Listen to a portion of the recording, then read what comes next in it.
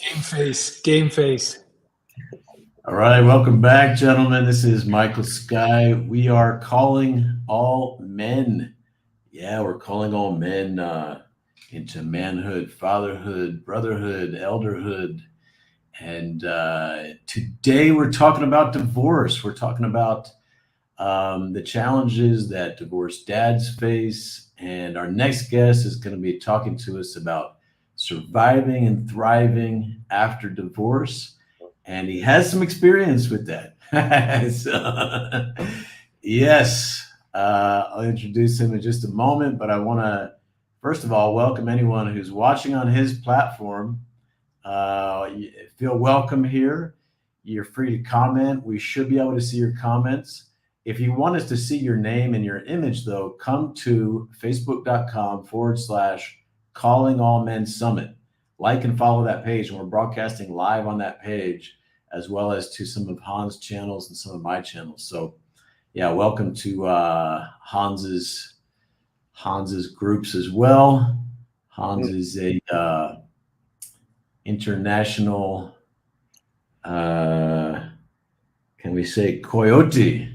He takes men into new realms, to new levels, and helps them internationalize their life, including their love life. So Hans has helped a number of men who said, you know what, I want adventure when it comes to my lifestyle, to my dating life, to and yeah, there's costly, expensive ways to do that, and there's smart, simple ways to do that. So, welcome, Hans. Hans and I have never been divorced, but we've also never been married. So,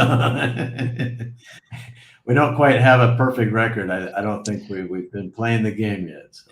It's funny you say that because I was a couple of days ago with Elena, the woman of my life, in a talking with a lawyer here because we're going to do Unión Marital de Hecho. She's Colombian, and Unión Marital de Hecho is like a co-living contract, something like that. So there's something there, something official there. All right. So, yes, something official. All right. I had our guest's bio queued up. Okay, here we go. As a twice divorced dad, he knows firsthand the deep pain, crippling shame, and isolation that can occur after a divorce. It's no surprise to him that divorced men's suicide rate is 10 times that of divorced women. 10 times that of divorced women. Yeah, and it's also quite a bit higher than just men who are not divorced. He says that he would not have survived either of his divorces without the amazing support and connection from his men's circle. And he's going to share with us what those men did to support him and how he supported them through their own challenging life passages and the lifelong love and intimacy that they share as a result. So, Rick Bronick, welcome. Thank you so much, Michael and Hans. What a delight to be talking to this audience and participating in the Calling All Men Summit. What a joy. Yes, you're one of a number of elders that we came upon after we had pre-recorded the interviews that are showing over on callingallmensummit.com.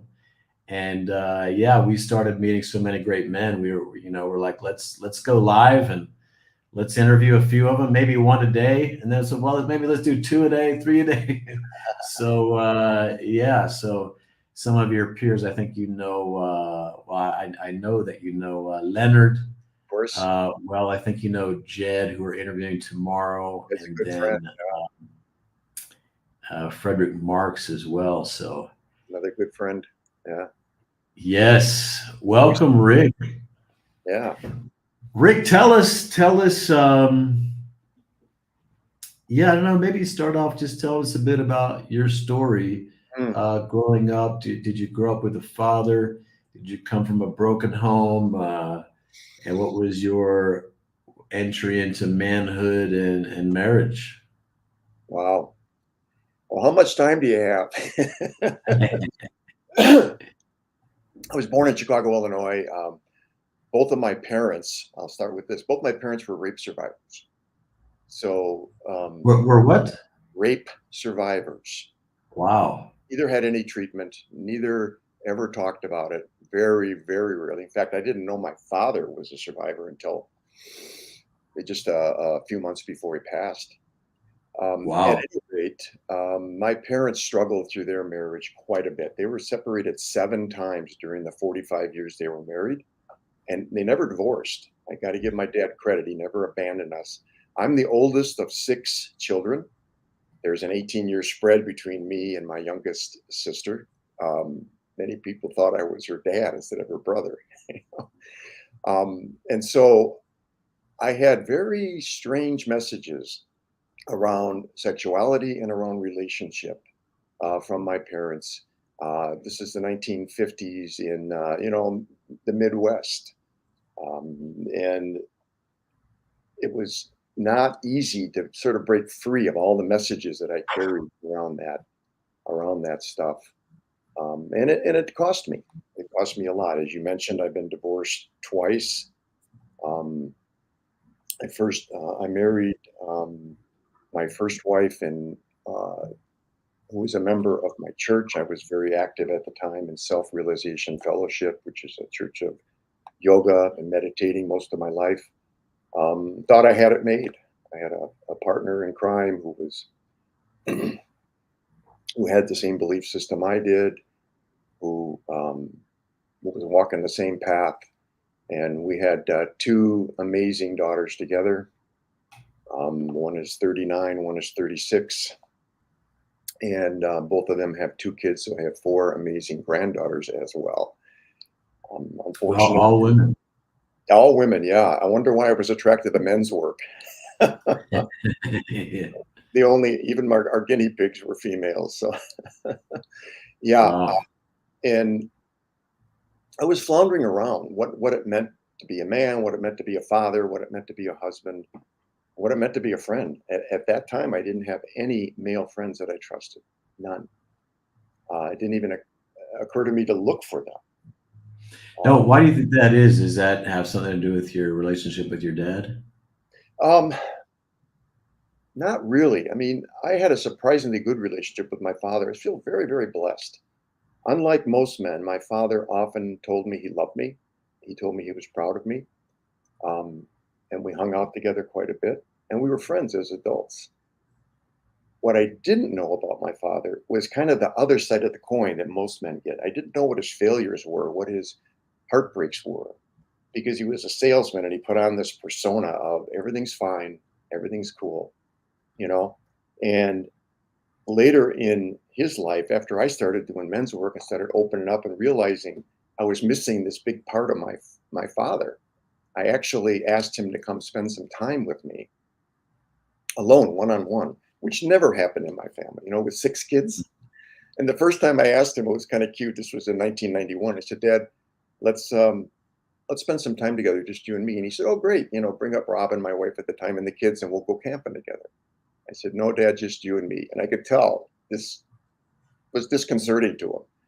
So I just let it go. And a couple months later, I saw him again. I said, hey, Dad, I still want to spend some time with you. And he said, great, bring your brothers up and we'll go fishing together. I go, no, Dad, just you and me. Wait a couple more months. He calls me up out of the blue and he says, Rick, how'd you like to go fishing together, just you and me? And I said, great idea, Dad. And we had this experience of being alone, just the 2 of us, camping in a beautiful lake way up in northern Wisconsin. Just nobody else nearby. We get up at 5:30 in the morning, go out fishing, and come back in the afternoon and clean and cook our catch. And we sat around the campfire in the evenings. And the first night, my dad said, okay, Rick, you wanted to know something. You wanted to know about me. What is it? And I told him, I said, Dad, I want to know, what are your regrets? What are your mistakes? I want to see that side of yourself. I know you love me, which is a huge gift. And he opened up and he began to share some stories. Some of them I'd heard before, but a lot of them I'd never heard before. And on the last day, he finally, I think, felt safe enough and close enough that he could unburden himself of this secret. And My father's father, my grandfather died when my dad was only 15 years old. I never met him, of course. And this was during the Depression. And at his father's funeral, his uncle, his mother's brother, came up to his mother and said, "You can't take care of two boys," because my dad had a brother. "I'm going to take Billy, my dad, and I'm going to take him under my wing and take care of him until you get back on your feet." And his mother said, "Fine." And my dad turned to me then and he said, "And that was the first night my uncle had sex with me."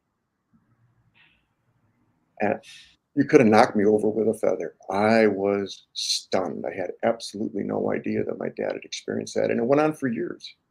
And I started to cry and I said, "Dad, what did you do with that information? How did you deal with that for the 60 years since then?" And he said, "I did what men were taught to do back in those days, Rick. I stuffed it way down deep inside and I never talked about it again until this moment." Wow. Oh, yeah, man, it was unbelievable how that opened up. I mean, I literally held my dad for hours while he sobbed. First time Wow. ever processed being basically raped by his uncle, by someone he trusted. Um, and all of a sudden, a lot of the sexual tension between my parents became crystal clear. It went ka-thunk, you know, holy cow. No wonder my mother kept intimating that she thought my dad was gay. That's this kind of stuff. It was just all kinds of things became clear. But was even more beautiful is that it brought my dad and I a closeness, an even deeper closeness that I cherish to this day. And at the end of that camp out, he said to me, "What I've shared with you here, I want it to stay between you and me. I've never talked to anybody. Your mother doesn't know it. Your brothers and sisters don't know it. And I don't want anybody to know it until I pass away." I said, "Dad, your secret is safe with me. But can I share with you? Can we share about this?" And he said, "Yes." After that camp out, he wrote me this beautiful letter, 2-page handwritten letter about how beautiful that time was, how much he appreciates me as a man, what he sees the changes in me since I've been doing my men's work and my personal growth work. And I had asked him to come do a men's training with me. I thought, wow, this would be so cool to be with my dad in a circle. I've been leading men's trainings for years for the Mankind Project and other organizations. And he said, "Rick, I've thought about your invitation and have decided that at my age, it's just too painful to bring up all those old memories. And I'm going to decline to come to a men's training with you." And that happened in September. I got the letter in October of 1991. And 2 months later, the day after Christmas, my dad died of heart failure. Unexpectedly, he wasn't sick, just like that. He was out of my life. Wow. Yeah. And it was heart-rending. Um, and before I talk about what men did for me for my divorce, I'll share what men did for me about the loss of my father. I immediately went into deep grief. I just let myself drop into it. Just drop into it. In fact, my sister, who came to my house to tell me that my dad had passed, didn't know what to do with it. So she left. And I picked up the phone and I called my men's circle that I had been in at that time for just a couple of years. And those men all came to my house the next morning. And they sat with me in a circle. And they just listened. I'm going to start crying because this is so moving. They just listened to me talk about my father and what a beautiful man he was and how accomplished he was in the world and how close I felt to him. And when I'd stop, one of the men would say, "Tell me some more." And I told some more. And then I'd cry some more. And they just held me. They literally physically held me and emotionally held me and spiritually held me. And this went on for hours, just hours. And it was so cleansing and so precious and so beautiful. And it made space for me then to be able to go to his funeral. And my mom asked me to do his eulogy so I could stand up in front of hundreds of people and talk about my father in a beautiful way. So that's what my men's group did for me. Now, fast forward another 15 years, my marriage began to struggle. And my wife and I filed for divorce. And again, I turned to those men in my circle. I was devastated. I couldn't imagine not being married. I couldn't imagine leaving my family home. I couldn't imagine leaving my two daughters who were 15 and 18 at the time. I was a very active, sort of involved dad, very active in men's work, very active in personal growth, and so was my former wife. But that group again came to my aid, and they continuously mirrored to me and reminded me of who I was as a man. Because I wanted to blame myself for failing as a father, failing as a husband. I mean, that message was so strong in me, and I know it is in a lot of men. And I was spiraling into depression and self blame. And then, of course, I was separated from my former wife and from my kids. When the divorce was completed, I was allowed to see my daughters on Wednesday nights and every other weekend. So 3 days out of 14. And that just was not enough. It was not enough. So I know firsthand what happens to men. Luckily, I didn't isolate. I have a strong tendency to do that, but I did not. My men friends wouldn't let me. They just stayed with me. They came. They called me all the time. How you doing? They set up activities for me. They showed up in court with me. I'll never forget it. They have a cadre of men with me in court. Wow. It was unbelievable. And Wow. you know, two men gave me keys to their spare rooms, their homes, and said, anytime you need a place to stay, you come stay with me. Wow. Incredible. And a man in my group who had some funds, wrote me a check for $10,000. He said, get yourself a lawyer, protect yourself. I didn't even think about that.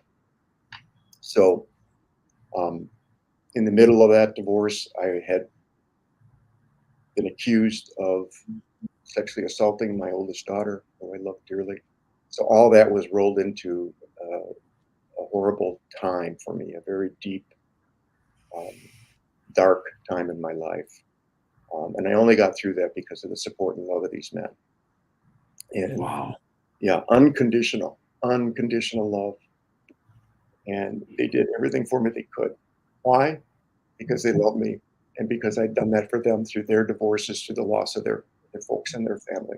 And I have been in a men's group nonstop for 33 years now, almost 34 years. And Wow. All the same guys? well, I was in the original group for 25 years.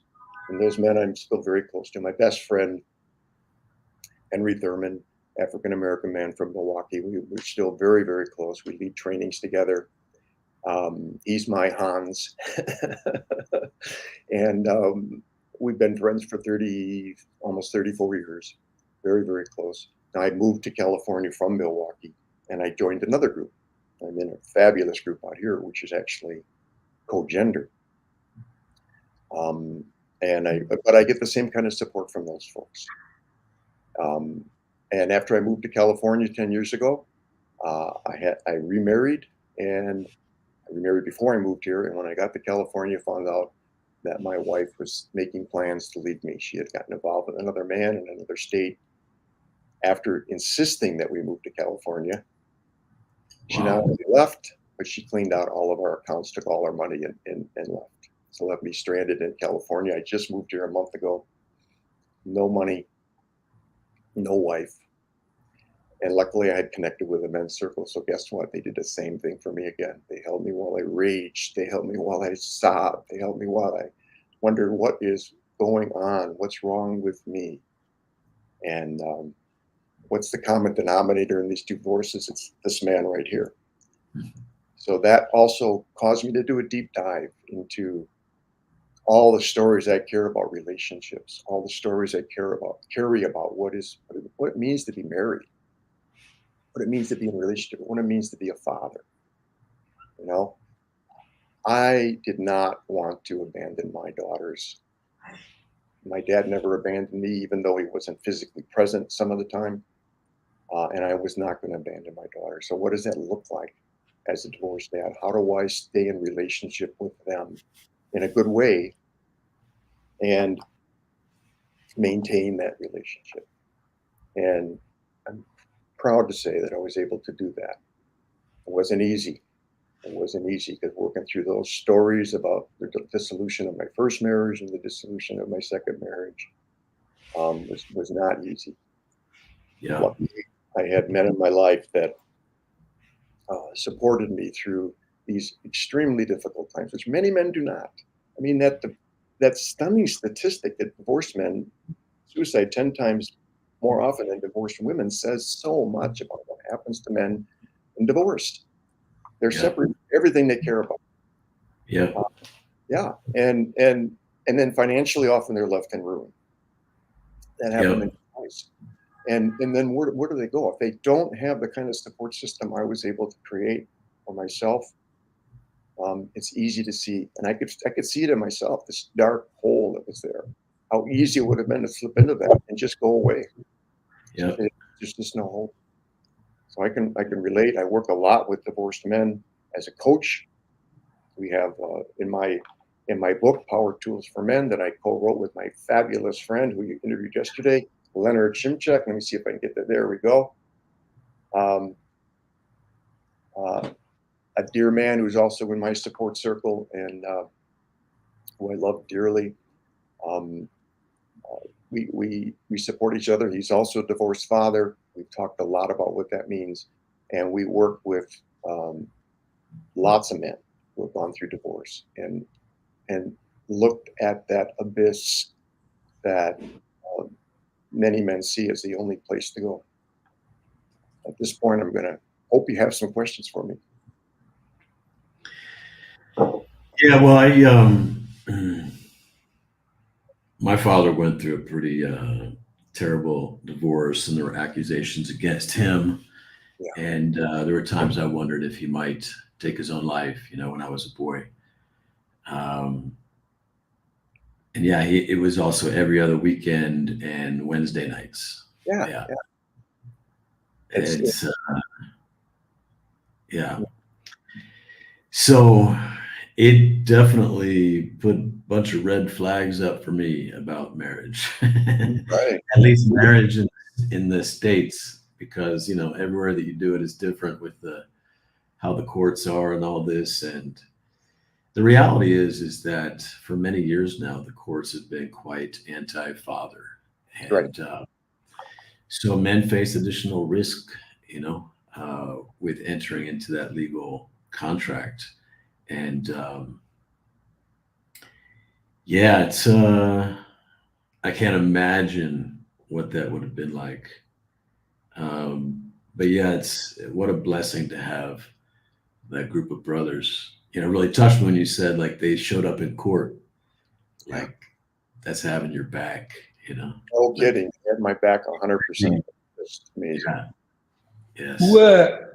Rick, who was those man circles? Were they existing structures, or did you set them up, or how did they come about?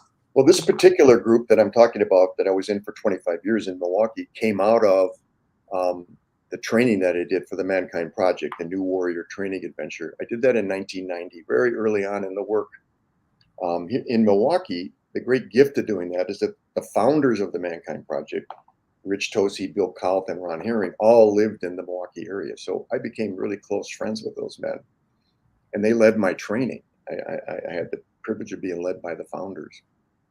And I'm still close with Bill Kault and Rich Tosi. Unfortunately, Ron Herring passed away some time ago.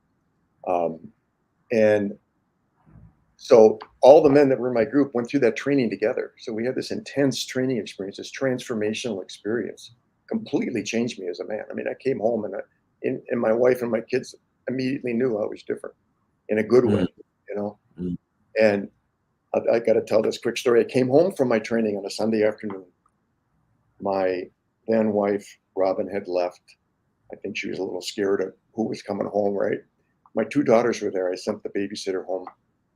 And I sat on my chair and I put them on my lap. They were 6 and 3 at the time, facing me. And I was just looking at them. And tears started streaming down my face. And tears started streaming down their face. And I said to them, I just want you to know how much Daddy loves you, how precious you are to me, what an amazing human beings you are. And that had such a profound impact on them that every time I came home from a new warrior training adventure, I started staffing. They'd wait by the front door to get that fix, to have that time together. Now, I told them I loved them every day, but there was something precious about that energy that came out of that transformational experience. They saw their dad in a different place, very open, emotionally, spiritually. My heart was hugely open, and it impacted them in a deep way. And in fact, my youngest daughter, Heather, is here in my house right now with my two granddaughters. So that forged a bond for them, a bond that went back to their births. I mean, I delivered both of my daughters. And you're a new dad, Michael. You know what that's like to see that newborn child. Oh my God, when those kids. You said you birthed them. I birthed both my daughters, yeah, and one in a birthing center and one actually at home. My second daughter was born at home. Okay. It was an amazing experience. When you say you birthed them, what do you mean? That? When you say you birthed them, what do you mean? I was, there was a birthing coach, a doctor. There's actually a doctor there, and myself. But I'm the one that caught my daughters when they came out of their mother. I gave them their first bath. I held them. I welcomed them to the world. Wow. And it's a remarkable experience. And that bond of instantaneous, unconditional love is profound that happened. I do anything for these kids, Yeah. And you know that as a new father, how profound that is. And then you can figure out how deeply hurtful it was to be accused of hurting one of my daughters in that way. It's just totally false accusations, ridiculous accusations. But nevertheless, some people believed it. And I came close to going to prison. And I love these kids. It's just like, what's going on in here? It didn't make sense. It felt really, really damaging. Anyhow, I still have that. I don't know if people, I have the sense that we underestimate how often that sort of thing happens. And it's, because it's, if you really have it out for somebody, and you're fighting over resources and this and that, whatever, tell a story, Exactly. And the sad part is that the really destructive part is no matter what you do after that, some great percentage of people are going to never trust you again, are going to believe that story, whether it's true or false. And it is like, I've heard someone, I've seen it referred to as like rape in a sense, when an innocent man is accused of that. It's so violating, in a way. Tremendously violating. I've lost very close friends who's, chose to believe the story. I've been questioned in my leadership more than once. This is years ago. It hasn't happened recently. By men who said, I heard you raped your daughter, and I can't follow a man who would do that, this kind of stuff. And it's like, whoa, does this ever end? You're absolutely right. Now, I'm not discounting all the times that stuff like that does happen. My own parents are examples of that. I'm not discounting that. The damage that's done when a man's reputation is drawn through the gutter like that. I came that close to being arrested because I was a public school teacher at the time. And there are laws that when the daughter that I was accused of hurting went to a therapist, she could have very easily have invoked laws to have me arrested. It did not happen because, of course, there was no evidence to support any of that. Nevertheless, it hung over me for a very long time, and it was deeply damaging. And again, those men came to my aid, and they looked me in the eye and they said, Rick, we know you. There's no way you hurt your kids in that way. You love your kids tremendously. You'd never do that. And they kept reminding me because I began to wonder in my own mind, have I done something and blocked it out myself? It could happen. Yeah. There was a time in the 80s and I think early 90s when this was kind of a popular idea, and a lot of therapists had this, they believed in this idea of like repressed can't remember exactly what it was, but repressed memory or something. And so they had a way of working with their clients to kind of help create memories of stuff that didn't happen. There was, they would go back and they would have all these things about satanic rituals and babies killing and all this stuff. I mean, come to find out, this stuff never happened, but their way of doing therapy, and the psychologist believing that this was the truth about, I don't know, Right. the human mind or whatever, created this phenomenon of all kinds of this stuff happening back then. And Yeah, it was called the recovered memory movement, and it caused a lot of men to be put into prison that were innocent. I'm sorry to say. At any rate, that a lot of that's been discredited now, thank God. And well, how do you feel? I mean, when the Me Too movement comes out, which is obviously it's good in the ways that men who have been predators and violating women, it's good that they get what's coming to them. But when this hashtag comes out, believe all women, Mhm. what is your what's your take on it? Because obviously it takes courage if you're a victim, and if you're a female and you're a victim, to come out and say that. But believe all women. Well, I would say I support, um, excuse me, I support that movement strongly. I believe that there's an enormous amount of damage done to women in our society. As the father of 3 daughters, I have a stepdaughter as well that I'm very close to, and the grandfather of 4 daughters, and the ex-husband of 2 women, and the soon-to-be husband of a third. I'm really aware of the damage that's done, how many women have been assaulted, harassed, and so forth. We men have some work to do around our misogyny, around our sexism. And sometimes women use that as a weapon to hurt men in their lives. Um, it's not uncommon at all. In fact, the attorney that I got to help me through my divorce is specialized in that, and coached me on how to deal with that. And I'm grateful that I was able to find that attorney. So I'm of 2 minds. I've experienced it on both sides. I have an ex-wife who was abused by a teacher. I have a girlfriend who was sexually assaulted. I have I've worked with many female clients who claim assault, and I believe them. I don't think it's stories that they make up. And on the other side, I have been hurt by false accusations, which are, once those accusations are made, as you said, Michael, your reputation can never be restored. All you can say is, I didn't do that. I would never do that. There's no way to. That's just what a guilty person would say. So that doesn't even help. You know what I mean?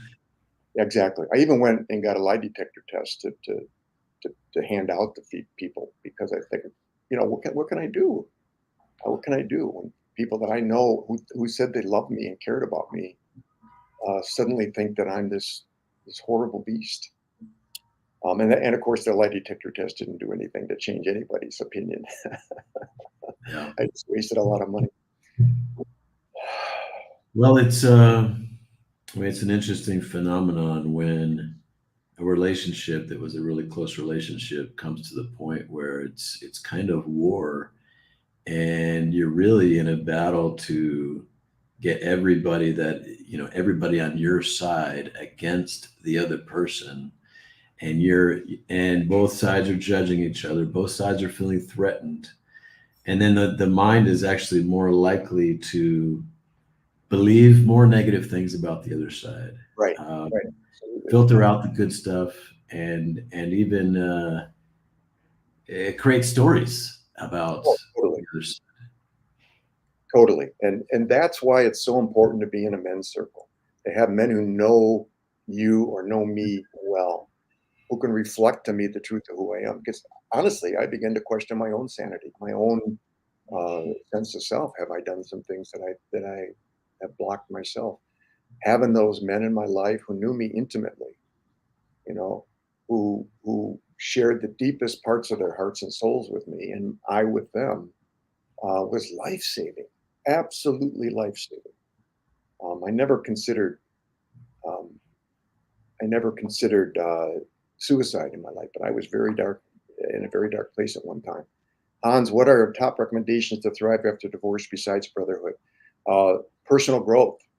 Uh, do some work. Do amends training. Do some breath work. Learn how to meditate. Learn how to find your center, because you're going to be buffeted by all kinds of stories about you. You're absolutely right, Michael. People make up shit or reevaluate stuff you did years ago. I had people telling me stuff, and I said, that never happened. What are you talking about? That kind of thing. Yeah. Get into therapy, whatever you need to do to find your own grounded stability, your own truth about who you are as a man. And some of that requires you to blow up the own stories in your own head that you've carried around for years and years and years. Like till death do us part, or a marriage. So many of us carry that. And so when we get married, we feel like we're such failures. When we get divorced, we feel like we're such failures. Excuse me. And I battled that. I knew I came out of a household where marriage was so important, and my parents, even though they were separated 7 times, they stayed married. And Wow. that was such a profound societal belief at the time, in the 1950s and 60s. And I had bucked that, and it was, getting divorced was a good thing for me in the long run. It was painful in the moment, but it brought me to a huge personal growth spike, a huge connective spike, and I was able to move on in my life and move forward. What do you mean when you say find your own grounding? You said what does that mean to you, and when do you know that you're there? Great question, Hans. Well, groundedness for me is a place of peace and silence within me where I can be clear and calm. I mean, I'm buffeted by all kinds of stuff in the world, just like you men are and all men are. Family stuff, work stuff, the world situation, the conflicts that are going on. It can be very easy to become ungrounded, unmoored. And then I forget who I am. I begin to believe in the stories that are running in my head instead of believing the truth of who I am. The way I do that, I mentioned before that I've been a meditator most of my life. I started meditating when I was just 7 years old.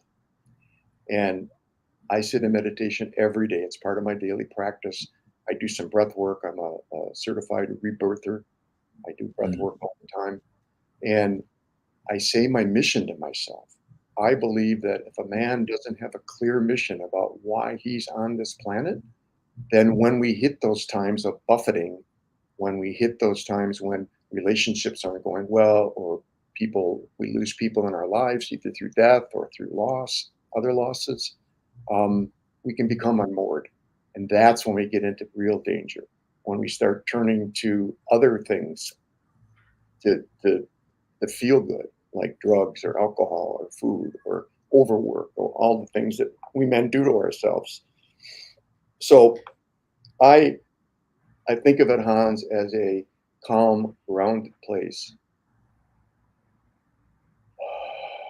where I can take deep breaths, where I can connect with my body, feel what's going on here, notice what I need in the moment, and also remind myself of the truth of who I am as a man. And I say my mission to myself every day. My What is mission that? What is that, Rick? Do you mind sharing? I'm so glad you asked that question. My mission is to create a passionately loving, peaceful planet by speaking, writing, and leading safe, sacred, diverse healing circles. And at this point in my life, I'm so fortunate. That's all I do. I lead men's trainings. My partner, Michelle, is a sex and relationship coach. She's fantastic. I will say it one more time in a minute, Hans. And we work with couples. I lead trainings all over the world. I'm really fortunate to work for the Mankind Project and other organizations. And I have my own companies. I do work with Leonard around our book, Power Tools for Men, a blueprint for healthy masculinity. And you can find us at powertoolsformen.org. And then I'm partners in another company called Wisdom Windfall, which is a training organization that helps people work on leadership and particularly multicultural awareness and how to bring that into the workspace in a way that really encourages productivity in the workplace. So, Hans, my mission again is I create a passionately loving and peaceful planet by speaking, writing, and leading safe, sacred, diverse healing circles. It's taken me years to come to all of that. I created my first mission actually on my new warrior training adventure, and it's been modified as I've changed as a man and as I've changed in my life. You know, retired from teaching, for example, and started a second career as a writer and speaker. That mission serves me in so many ways. If I say it to myself every morning, I get to remind myself the reality of who I am and what I want to do in this world. Why am I here? You know, part of staying grounded and staying positive for me is reminding myself that I have a purpose here. I'm not just here to make money and sit around drinking beer and watching TV. I'm here to make a difference in the world. I'm here to create those safe, sacred, diverse healing circles and work with men. And if I'm fortunate enough, also sometimes women, to help them grow into the human beings they were meant to be. I believe every man is a remarkable human being. Every man is loving, generative, powerful when he is allowed to be the man who he is meant to be. Many of us carry a lot of stories and wounds that keep us from being that. Yes. Sometimes we do horrible things. Yes, I've done horrible things. But deep inside, when we connect with our missions and remind ourselves of who we are, the sky's the limit to what we can become, what we can create in our world.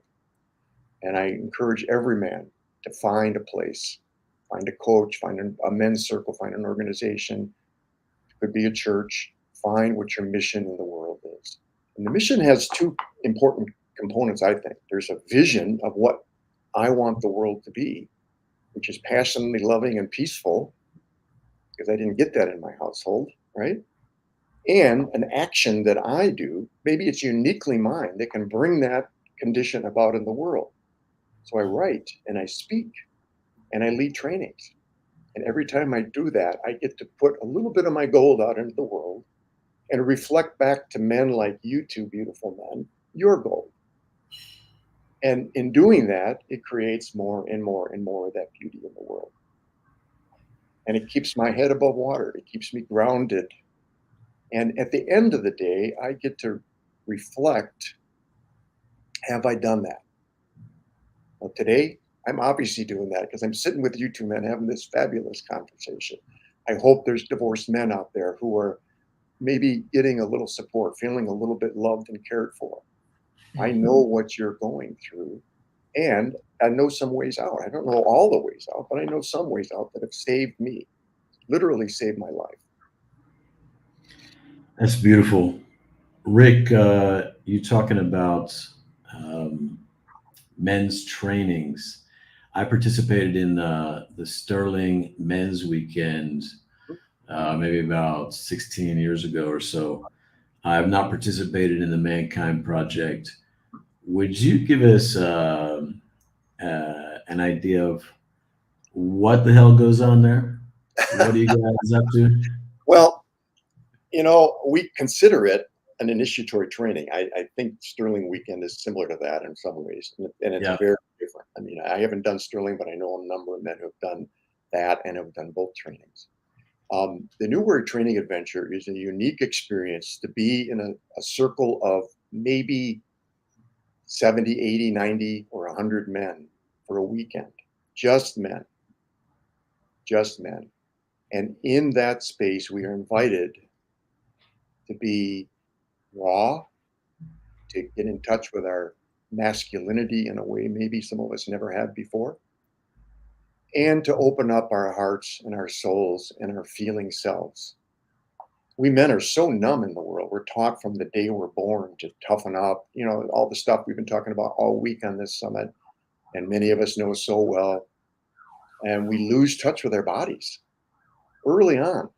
When I got hurt, men in my life said to me, "You're not hurt. Tough it out. Stand up."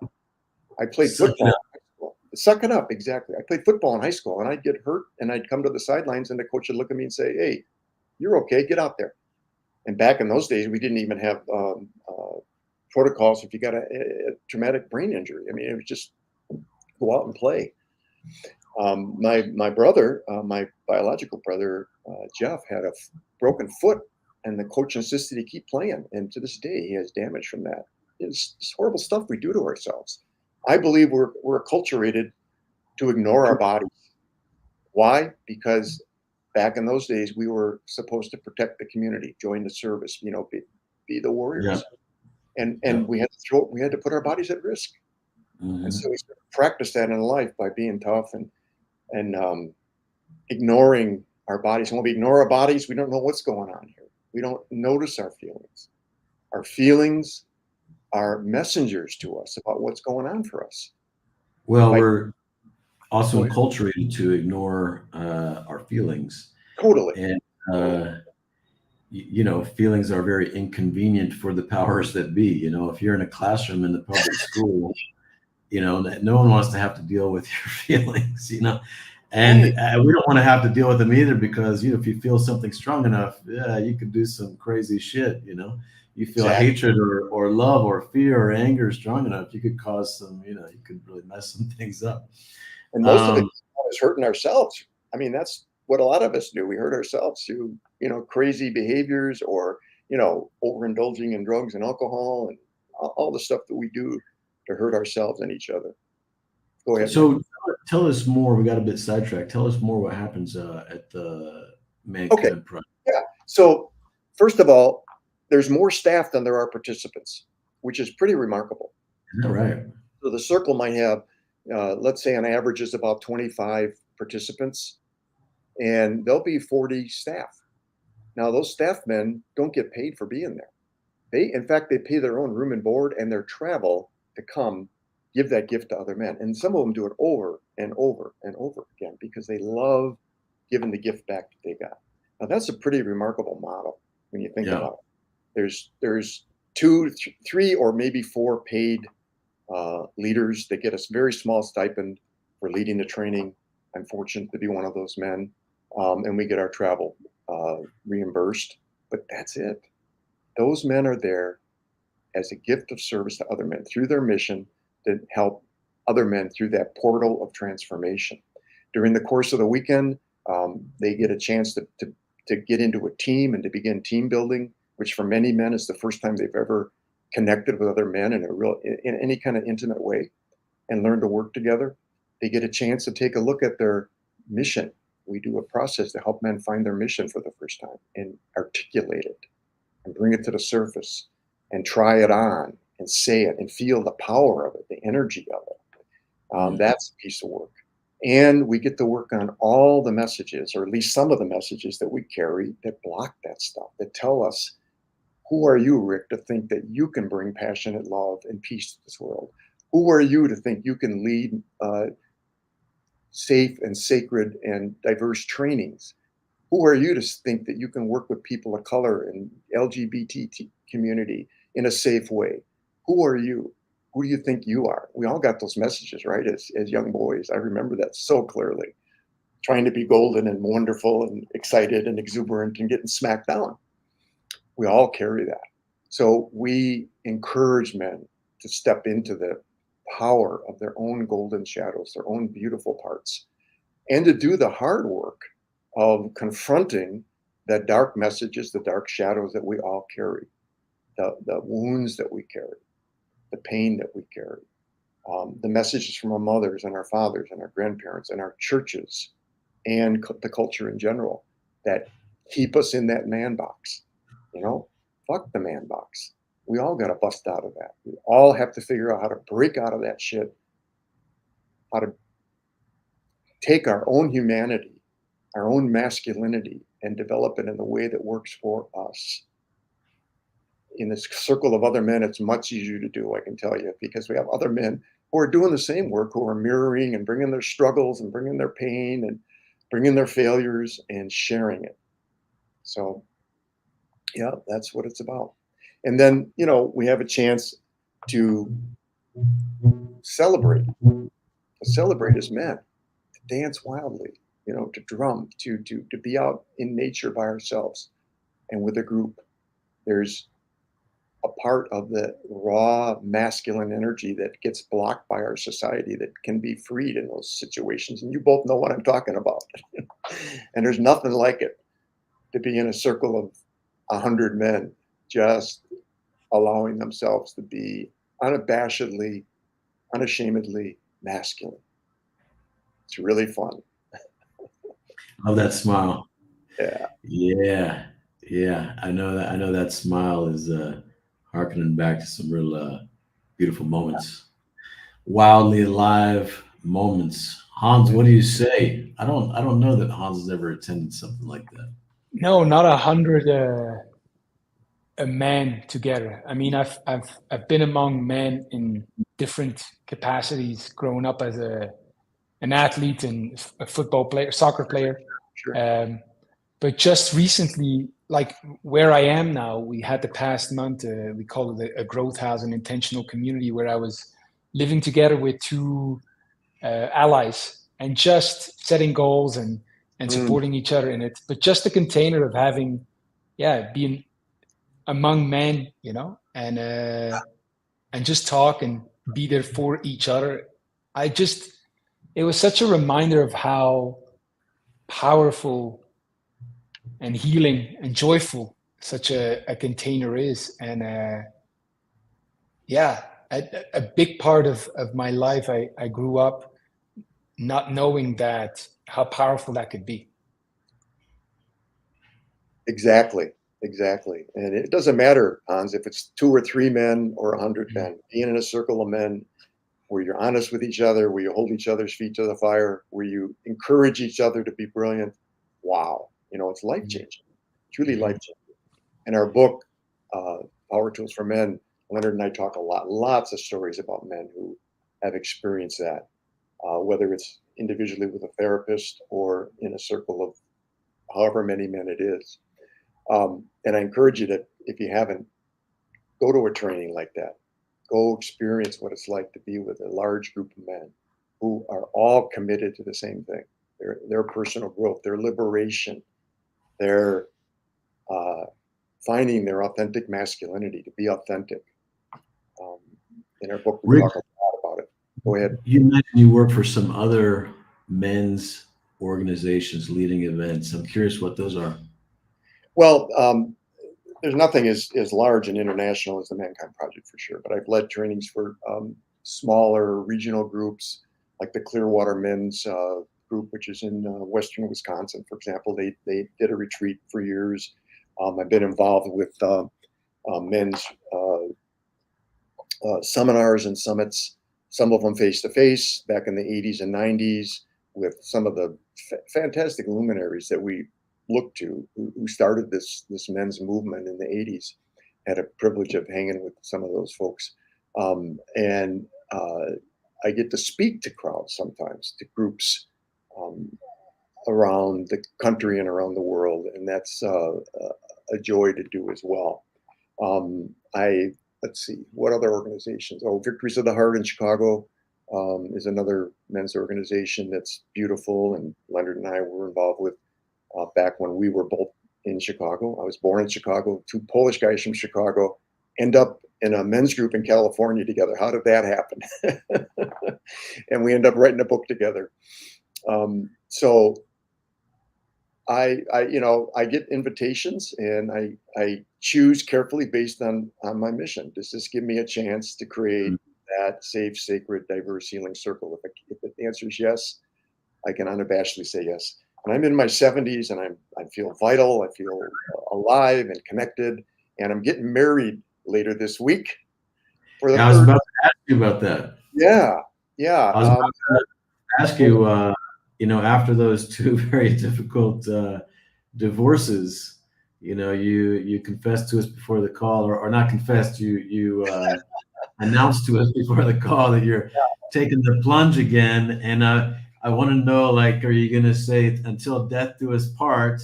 And I want to hear the answer to that. But first, No. I just want to remind everyone that we're here all week on facebook.com/ Yes.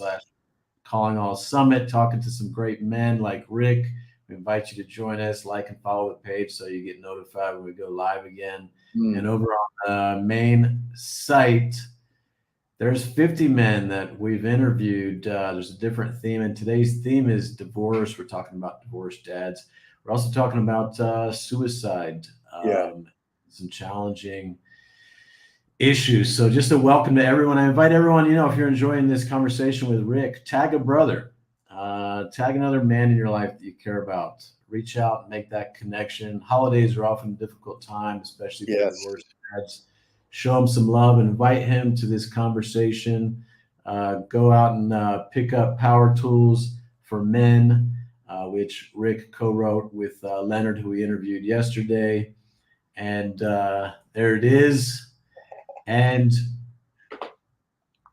okay, Rick, so are you going to vow until death do us part? Great question. No, actually not.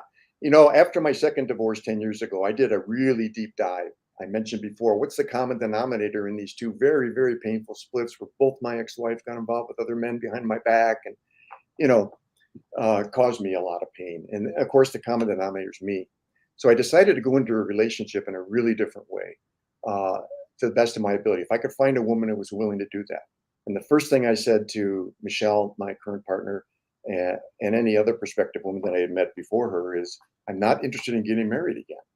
I don't do that very well. And if that's what you're looking for, then I'm not the guy for you. And the second thing I said is, I'm a very sexual being. Sexuality is really important to me. So I'm not looking to hold hands on the beach. I'm looking to have a full relationship. And if you're not, then I'm not the guy for you. And Michelle said, I'll never forget this. She said, I don't need to be married again. I've been divorced too. I've done that. And I'm a very sensuous woman. And by God, that was the truth. So we've been together now for 8 years. As I said, she's a sex and relationship coach. She's helped me heal tremendously on many, many areas, particularly around sexuality. And I've helped her too. And we've gotten closer and closer. And we have this remarkable communication. We have this remarkable connection that's very, very deep. And on Father's Day this year, we were walking on the beach and she turned to me and she handed me a card. And her last name is Lyons, and my animal spirit is lion. And she said, would you join the Lions clan? Will you marry me? Wow. And it shocked me because we had sort of toyed with the idea. We've been together. We're very committed to each other. That's not a problem. And we created a conscious relationship that's very, very different. And I said, let me think about this for a minute. Yes, I will. I knew that I wanted to spend the rest of my life with this woman. And we're not bound by any traditions. We're getting married in a very simple way. She's a long-time practicing Buddhist. I'm a long-time practicing yogi. We meditate together every morning. It's beautiful. We've created a beautiful home for ourselves. And getting married is more like we're getting on in years. We need to take care of each other in a way that works. Let's make use of the tax write-offs and other things and the medical things that have to happen when you're married that you can't do if you're not married.